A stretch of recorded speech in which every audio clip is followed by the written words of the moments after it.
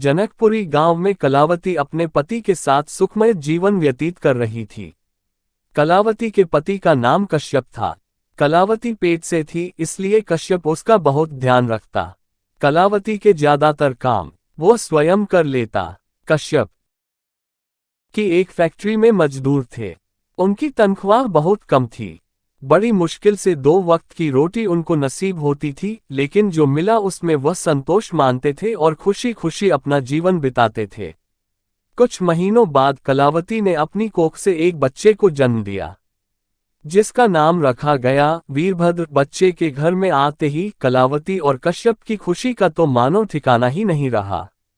वीरभद्र के पालन पोषण के लिए कश्यप फैक्ट्री में पहले से ज्यादा घंटों तक काम करता। 1 महीने बाद अचानक इस परिवार पर भारी संकट आ पड़ा। फैक्ट्री में काम करते वक्त एक दुर्घटना घटी। कश्यप का ध्यान थोड़ी देर के लिए काम से हटा और वह अपने बच्चे के लिए कुछ सोच रहा था। तभी नजर हटी और दुर्घटना घटी। कश्यप के दोनों हाथ मशीन में आ गए और हाथ कट गए। इस हादसे ने केवल कश्यप के दोनों हाथ ही नहीं, परिवार की रोजी रोटी भी छीन ली। कलावती और कश्यप दोनों पूरी तरह से टूट चुके थे। फैक्ट्री से कश्यप को कुछ पैसे मिले, लेकिन वो भी ज्यादा महीनों तक नहीं चल पाए। कश्यप ने एक बार खुदकुशी करने का भी प्रयास किया, लेकिन कलावती ने उनको समझाकर रोक लिया। सब कुछ टूट चुका था, लेकिन कलावती का हौसला और हिम्मत नहीं। कलावती ने अपना घर चलाने के लिए उसने काम खोजना शुरू किया।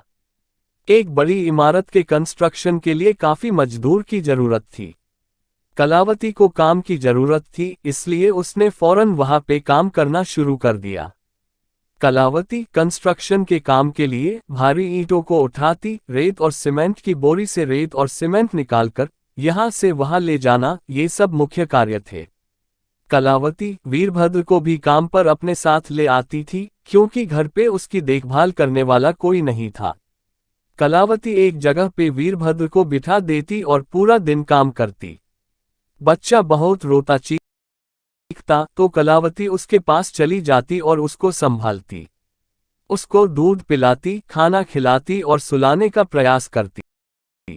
फिर जैसे ही बच्चा शांत हो जाता, वह फिर से काम पर लग जाती।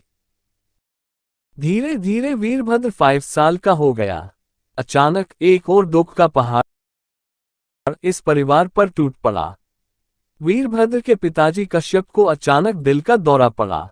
कलावती उनको अस्पताल भी ले गई, लेकिन बहुत कोशिश के बाद भी डॉक्टर उन्हें नहीं बचा पाए। इस घटना के बाद कलावती के सिर से अपने पति का साया चला गया और वीरभद्र के सिर से अपने पिता का। कलावती ने हार नहीं मानी, उसने अपने बेटे की परवरिश में कोई कमी नहीं रखी। वीरभद्र अभी छोटा था, इसलिए बहुत जिद करता था, माँ मुझे ये खिलौना चाहिए, माँ मुझे ये खाना है, दिला दो ना। माँ कई बार स्वयं भूखी रहती, लेकिन वीरभद्र को पेट भरकर खाना खिलाती।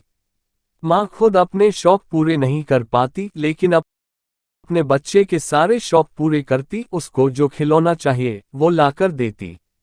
रात को वो खुद नीचे सो जाती, लेकिन वीरभद्र को बिस्तर पर सुलाती।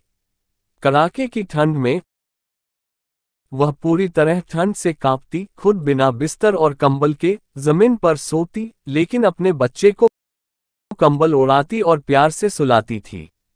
खुद से भी ज्यादा वह वीरभद्र का ध्यान रखती। वीरभद्र 6 साल का होते ही उन्होंने उसको स्कूल भेजा, लेकिन फिर भी उनको पूरा दिन उसकी चिंता रहती, जब तक कि वह स्कूल से वापस नहीं लौट आता। माँ दिन रात मेहनत करती और अपने बच्चे को पाती। खुद से भी ज्यादा वह वीरभद्र का ध्यान रखती। वीरभद्र 6 साल का होते ही उन्होंने उसको स्कूल भेजा, लेकिन फिर भी उनको पूरा दिन उसकी चिंता रहती, जब तक कि वह स्कूल से वापस नहीं लौट आता। माँ दिन रात मेहनत करती और अपने बच्चे को पढ़ाती। वीरभद्र भी मन लगाकर पढ़ता। धीरे धीरे वीरभद्र बड़ा होता गया। उच्च अभ्यास के लिए माँ ने उसको कॉलेज भेजा। कुछ सालों के बाद वही बेटा बड़ा होकर एक बहुत बड़ा चित्रकार बना और उसने पूरे राज्य और देश में बहुत नाम कमाया।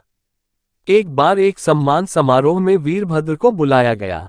वहां पे किसी ने उसको पूछा, आप इतने बड़े चित्रकार कैसे बने, आपकी सफलता के पीछे का रहस्य क्या है?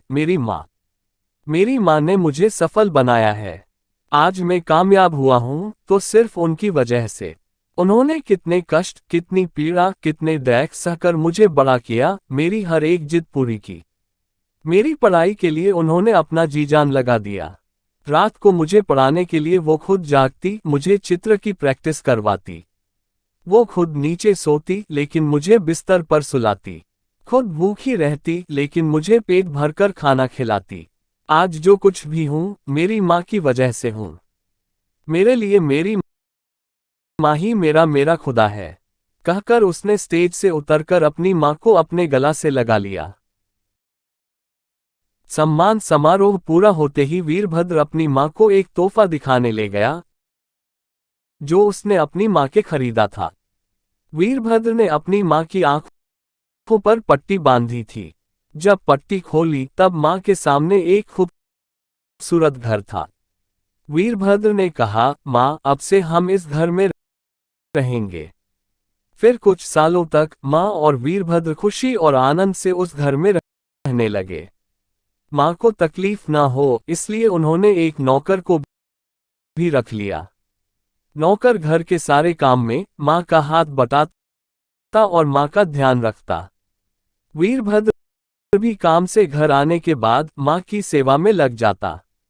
माँ का पैर दबाता, सिर दर्द करता तो वहां पे भी मालिश करके देता और उनको अपने हाथों से खाना खिलाता।